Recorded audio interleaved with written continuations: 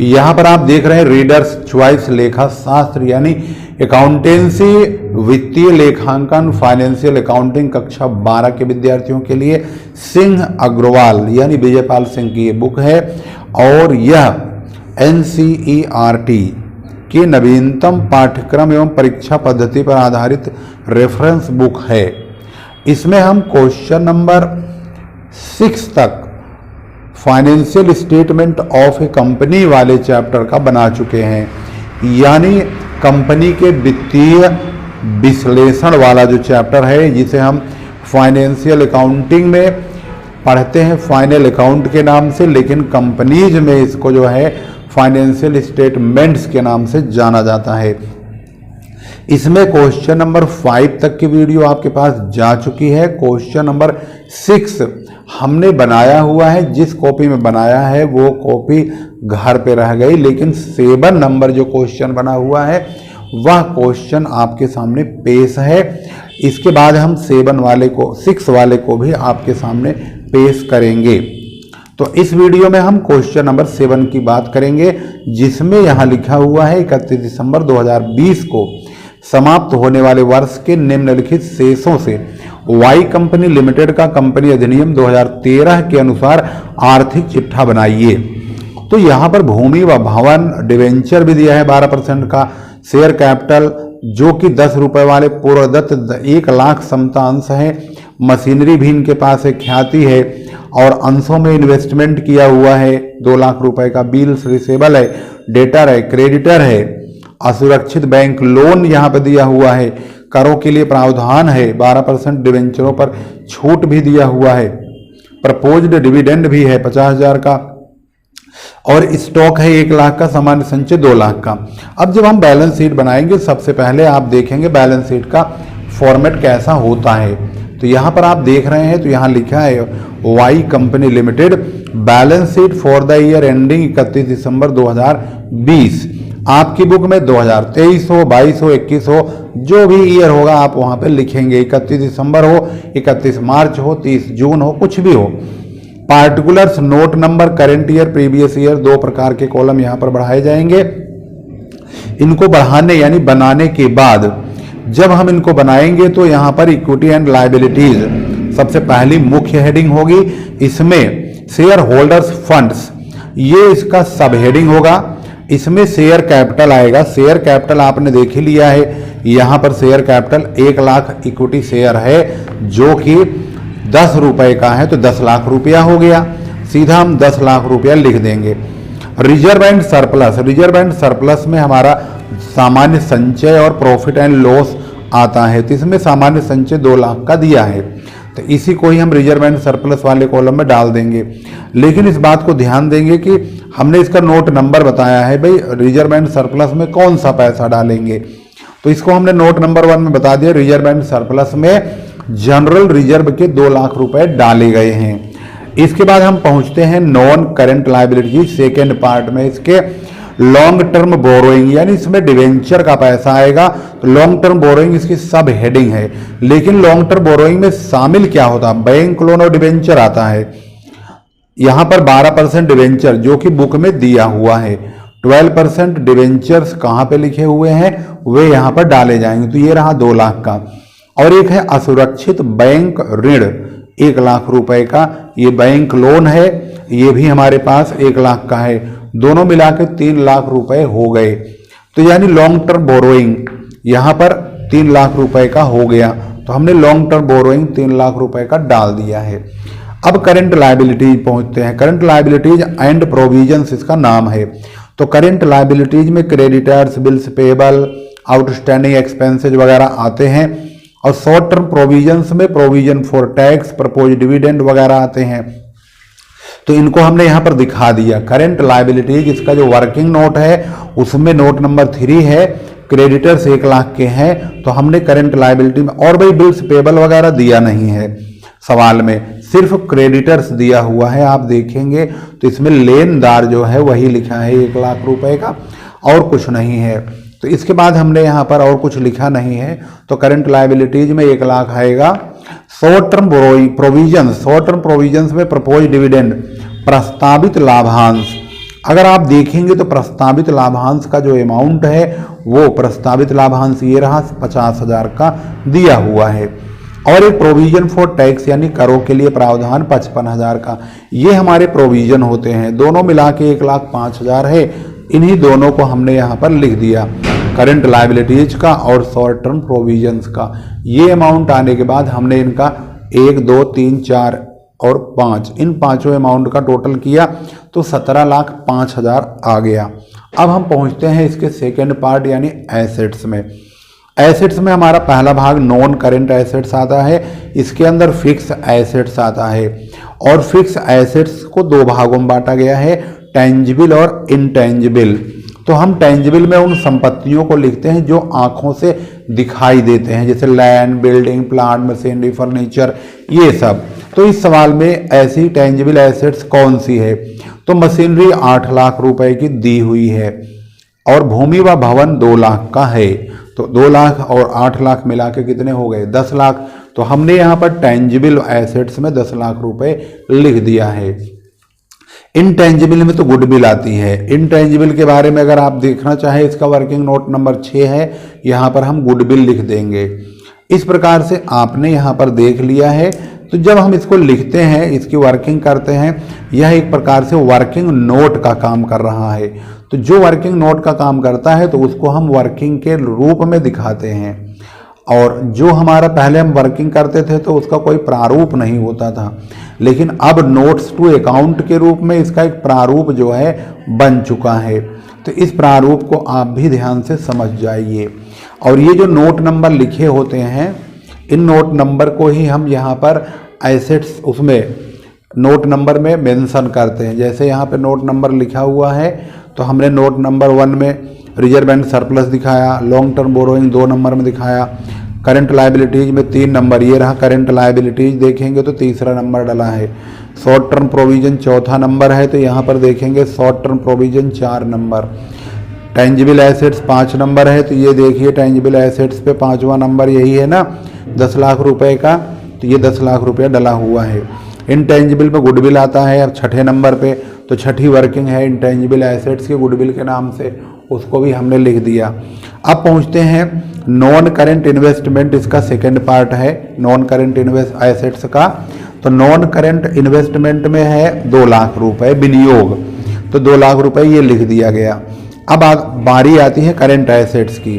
Current assets में stock, debtor, bills receivable, other assets आते हैं। तो सवाल में अगर आप चाहें तो करेंट एसेट्स के इन चारों को नोट में दिखा करके लिख सकते हैं। तो अब हम इसको लिख रहे हैं, तो यहाँ पर हमने दिखा दिया कि भाई हमारी करेंट लायबिलिटीज में स्टॉक, डेटर, अब बिल्स रिसीवेबल, अदर एसेट्स आते हैं।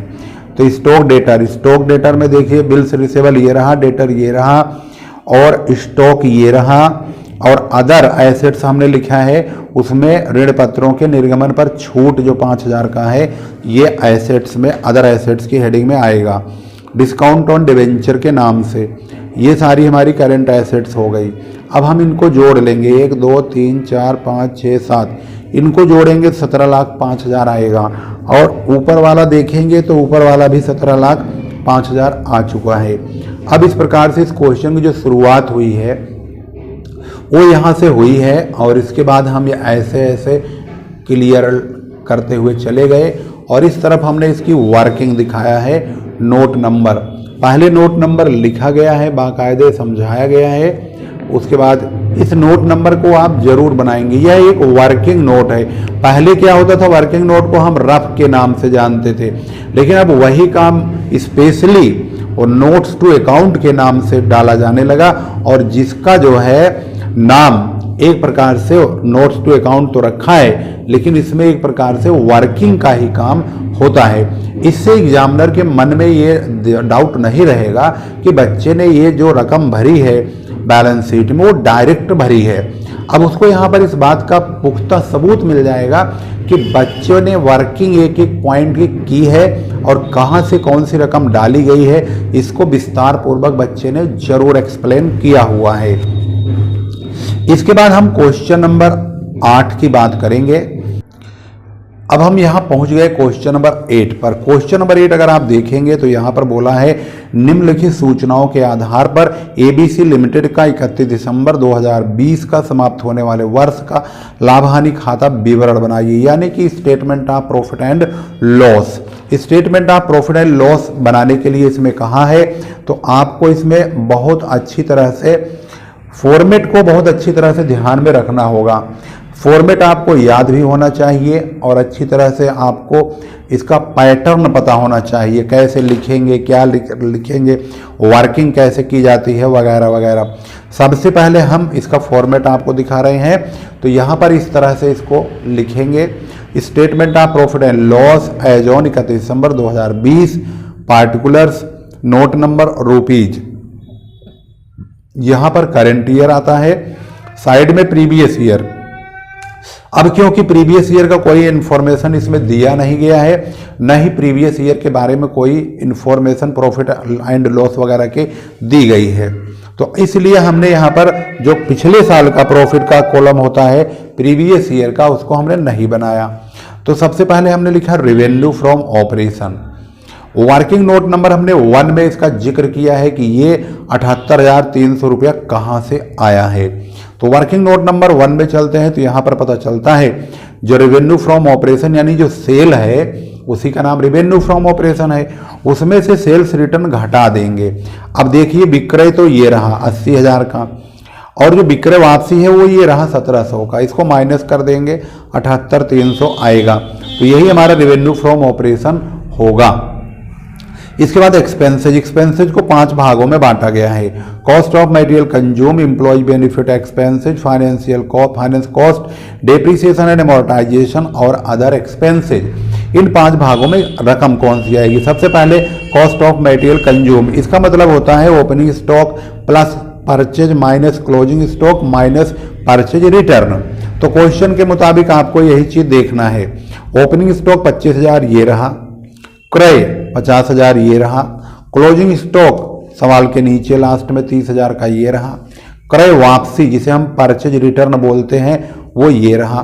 तो ये तमाम चीजें हमने लिखा। अब हमने यहाँ पर वर्किंग नोट नंबर 2 में ओपनिंग स्टॉक, उसमें हमने परचेज को जोड़ दिया तो 75,000 75,000 आया, उसमें से परचेज रिटर्न 3400 और क्लोजिंग स्टॉक 30,000 माइनस किया तो 41,600 रुपये हमारा मटेरियल कंज्यूम आ गया। तो हमने यहाँ पर stock cost of material consume लिख दिया, वर्किंग नोट नंबर 2 में दिखाया गया है 41,600 रुपये।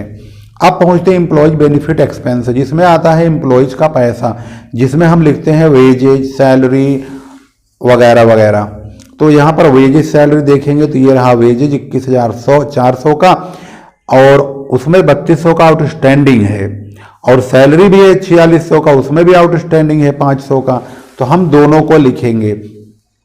एम्प्लॉयज बेनिफिट एक्सपेंसेज वेजेज है, इसमें आउटस्टैंडिंग जोड़ दिया तो 24,600 हो गया, सैलरी है इसमें आउटस्टैंडिंग जोड़ दिया तो 5100, दोनों मिला के 29,700 रुपये। तो हम एम्प्लॉयज बेनिफिट एक्सपेंसेज में पहुंचेंगे और वहां पर 29,700 लिखेंगे, वर्किंग नोट नंबर 3 का नाम डाल देंगे। इसके बाद नंबर आता है फाइनेंस कॉस्ट का, फाइनेंस कॉस्ट का डेप्रीसिएशन का। तो फाइनेंस कॉस्ट में हमारा ब्याज आता है, डिवेंचर वगैरह का।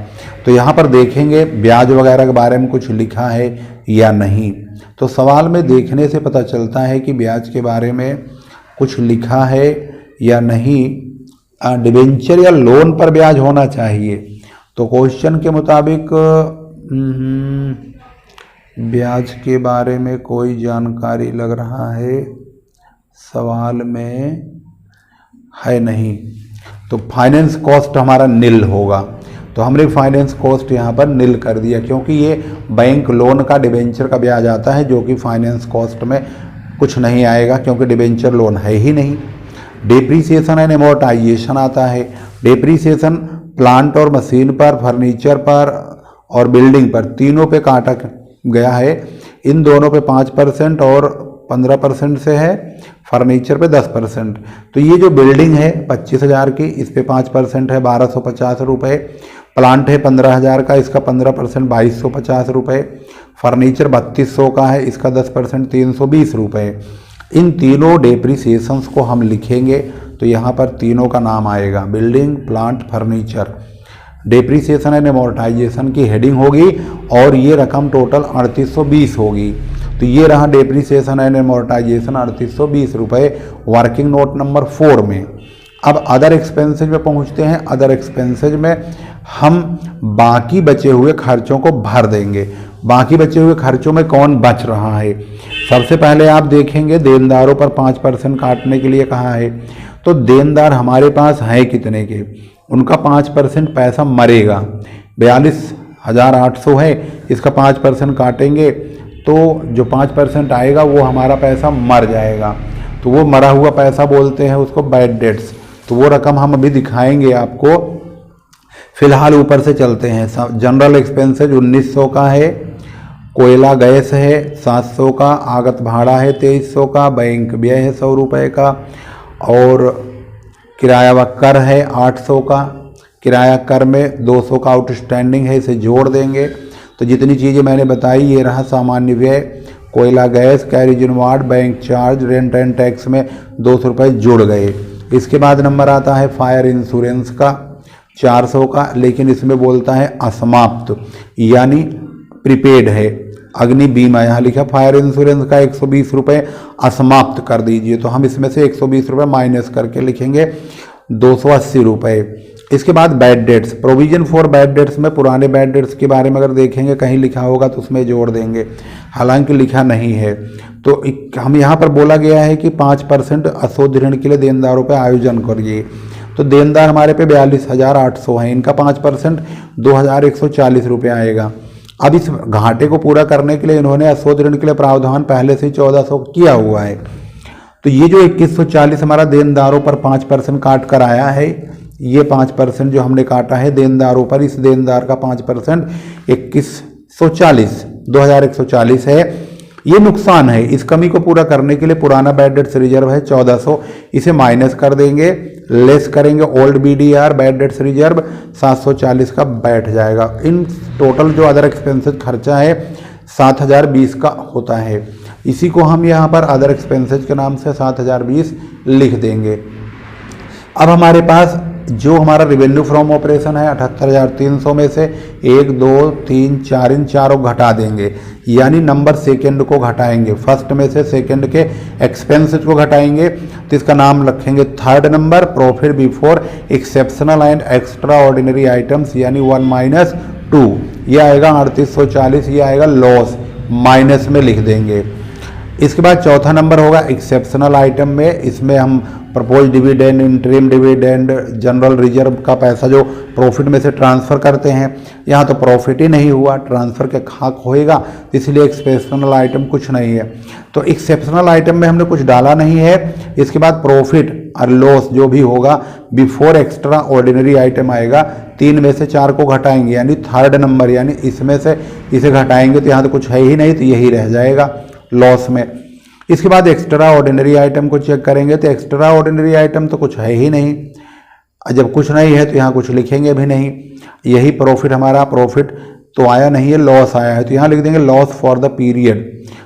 5वें नंबर में से 6 को घटाएंगे, इसमें से इसे घटाएंगे यानी यहाँ कुछ नहीं है, तो यही लॉस आ जाएगा। तो इस प्रकार से हमारा क्वेश्चन जो है 3840 रुपये का लॉस प्रेजेंट कर रहा है। तो अब हमारा देखें क्वेश्चन में यहाँ शुद्ध हानि 3840 है, लेकिन अब जो हमारे सवाल है वो इस बुक के आंसर से थोड़ा मिसमैच होंगे, क्योंकि ये पुराने पैटर्न पर आंसर दिया गया है, जबकि हमारा जो क्वेश्चन चल रहा है ये नए पैटर्न पर मांगा गया है। तो इसकी शुरुआत यहाँ से होती है और इसको हमने स्टेप बाय स्टेप बहुत ही सफाई से, बहुत ही अच्छे तरीके से आपको बताया है, समझाया है। वीडियो अच्छी लगे तो भाई कमेंट कर देना, शेयर भी कर देना। अब बुरी लगे तो भाई मैं क्या कह सकता हूँ, मैंने कोशिश तो बहुत अच्छी बनाने की अच्छी राइटिंग में दिखाने की है। अब समझ में ना आए या कोई दिक्कत हो जाए तो मैं कोशिश करूँगा और अच्छा बनाने की। मिलते हैं अगली वीडियो में फिर एक नए टॉपिक के साथ। जो स्टूडेंट्स नए हों भाई वो इस चैनल को ज़रूर सब्सक्राइब करें और लेटेस्ट अपडेट्स अकाउंट से संबंधित तमाम क्लासेज के बारे में लेते रहें। फिर मिलते हैं, तब तक के लिए जय हिंद।